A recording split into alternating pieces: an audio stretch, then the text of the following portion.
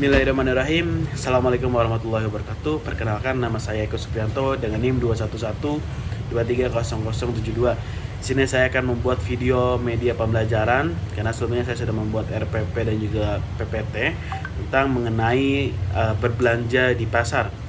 Nah, apa sih yang ada di pasar itu dan berbelanja di pasar itu ada apa aja yang terkait? Yang pertama ada pasar tradisional dan juga ada pasar swalayan. Nah, apa itu pasar tradisional?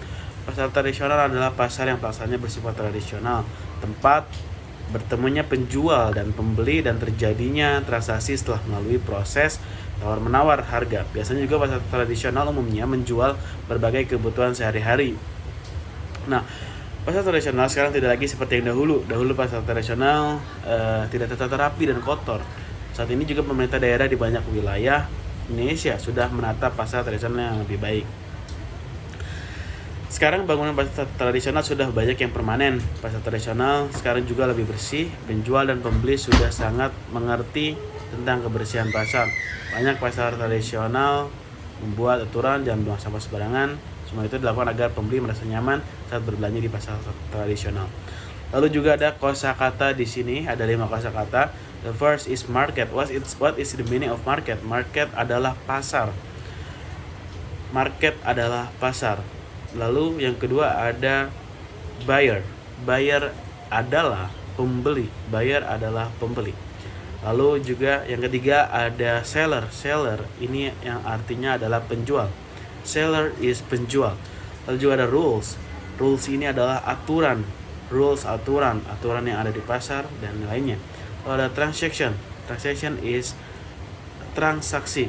Transaction of ini is transaksi. Artinya adalah transaksi. Nah, lalu di sini ada berdialog, contoh berdialog mungkin antara penjual dan pembeli.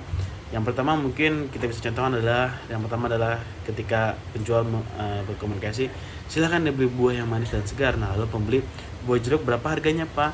Lalu penjual berkata 1 kilonya 25.000, manis Bu ini.